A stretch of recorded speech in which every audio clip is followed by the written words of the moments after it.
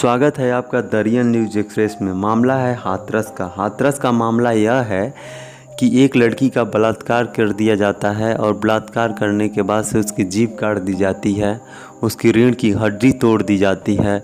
और यह मामला को लेके जब पीड़ित परिवार का गार्जियन, उसके पिताजी जब थाने में जाते हैं तो वहाँ मामले को दबाया जाता है। वहाँ के एसपी दबाते हैं इस मामले को, वहाँ के डीएम इस मामले को दबाने की कोशिश करते हैं और उन्हें धमकियाँ देते हैं कि तुमने मामला नहीं दबाया तो तुम्हें मारा जाएगा, पीटा जाएगा, तमाम तरह के अपराधों में तुम्हें फंसाया जाएगा, कानून के शिकंजे में तुम्हें फंसा के और तुम्हारी बहुत ही दुर्गति की जाएगी। ऐसे में इलाज के दौरान जब पीड़िता की मौत हो जाती है तो पुलिस इस मामले को और दबाने के लिए क्या करती है कि उस पीड़िता को आधी रात के तकरीबन 2:30 बजे रात को ही बिना परिवार वालों के मौजूदगी में उसको ले जाके वहाँ शव को जला दिया जाता है। सबूत को ख़त्म करने की कोशिश की जाती है।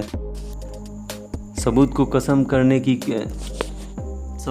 ख़त्म करने की कोशिश के साथ साथ ही पत्रकारों के लिए एक अलग तरीके का बाउंडेशन लगा दिया गया है फ़िलहाल टाइम में इस गांव में कि गांव में कोई भी बाहरी व्यक्ति अंदर नहीं जा सकता है। और पीड़ित परिवार के घर पे उनको कैद कर लिया गया है। कैद करने के बाद से उनके छत से लेकर उनके दरवाजे तक पुलिस को खड़ा कर दिया गया है।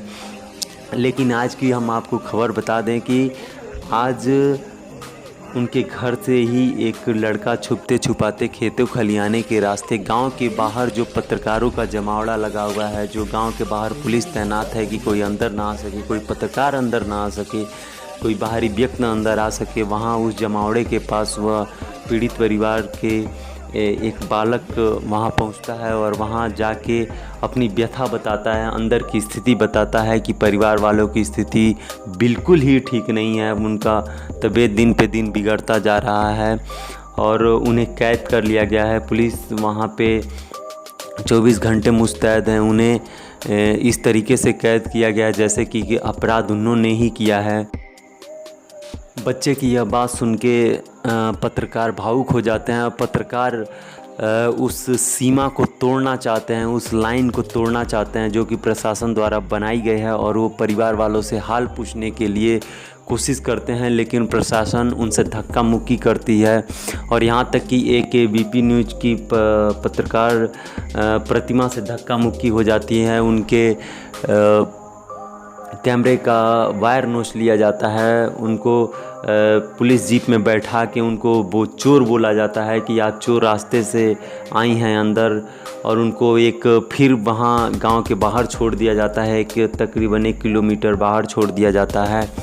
और वहाँ लोग इकट्ठा हुए जा रहे हैं और वो न्याय की मांग किए जा रहे हैं कि केवल एक ही उनकी मांग है कि जो बलात्कारी हैं उनको फांसी हो।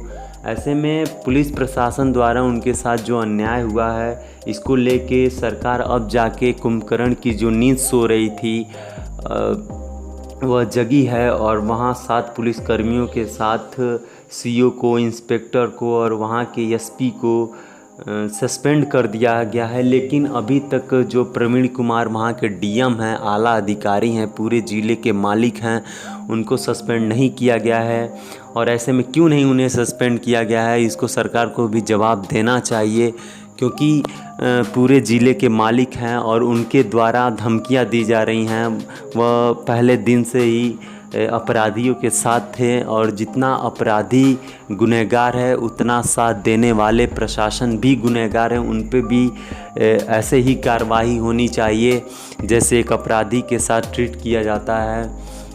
और उनसे यह पूछा जाना चाहिए कि क्या उनके घर की बेटी बहनों के साथ ऐसा बलात्कार होता तो वह क्या ऐसा करते, क्या वह ऐसे समझौते करते, क्या ऐसे उन्हें डराया जाता तो क्या वह डरते।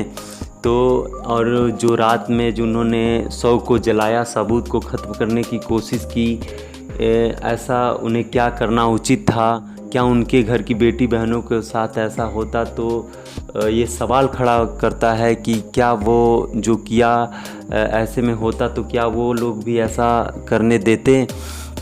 और सरकार के इस कानून व्यवस्था पे भी सवाल उठता है कि जो योगी आदित्यनाथ प्रदेश के मुख्यमंत्री हैं, वह हमेशा से यह कहते चले आ रहे हैं कि कानून व्यवस्था सही रखेंगे, अपराधियों को शह नहीं मिलेगा। और ऐसे में उनके ही प्रशासन द्वारा ऐसे अपराध किस्म के कार्य किए जा रहे हैं, और ये अपराध किए जा रहे हैं कि पीड़ित परिवार के लोगों के साथ ऐसे जास्ती करना कहाँ तक सही है। क्या सीएम साहब को यह नहीं पता था पहले दिन से ही कि ऐसे हो रहे हैं? क्या उन्होंने मामले को संज्ञान नहीं लिया? और यदि लिया है तो आज इतने दिनों के बाद क्यों लिया है, जब पूरा प्रदेश में आग की तरह जब यह मामला पकड़ लिया है तब?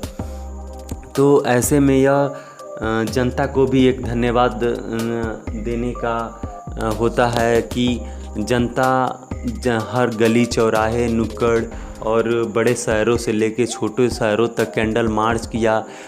सोए हुए सरकार को जगाने के लिए उन्होंने तमाम तरीके के हथकंडे अपनाने पड़े। कई जगह तो प्रशासन से भी भिड़ना पड़ा, लेकिन लोगों ने इसका पुरजोर विरोध किया और सरकार को जगाने की कोशिश की। और आपको हम बता देना चाहेंगे कि सबसे पहले चंद्रशेखर आज़ाद रेवाड़, जो कि भीम आर्मी के संस्थापक हैं, चीफ हैं, वह जाके वहाँ धरना दिए थे और इस मामले को उन्होंने आगे बढ़ाने की कोशिश की थी। उनकी मुहिम थी कि इस मामले में न्याय हो, और उसके बाद से तमाम राजनीतिक पार्टियां और तमाम छोटे मोटे दल, कार्यकर्ता और एक आम जनता सड़कों पे उतर आई और शांतिपूर्ण तरीके से इस लॉकडाउन, इस कोरोना भरे महामारी को देखते हुए शांतिपूर्ण तरीके से कैंडल मार्च का हर जगह से आयोजन करके लोगों ने सरकार को जगाने के लिए कोशिश किया है। और न्याय के इस मामले में एक आज रास्ता जाके खुला है। लोगों का इस लड़ाई में हिस्सा होना आज लोगों के लिए खुशी का थोड़ा सा माहौल बना होगा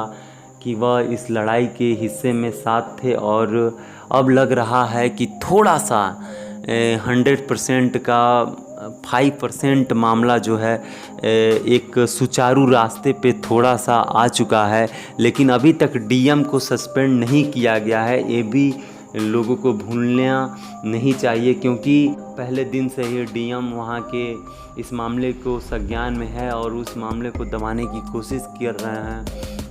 और लोगों को ये भी थोड़ा सा आसरा मिला है कि वहाँ के जो कुछ अधिकारी थे, कुछ पुलिसकर्मी थे जिनको सस्पेंड किया गया है, तो लोग का थोड़ा सा आश्वासन मिला है कि हो सके कि न्याय मिले।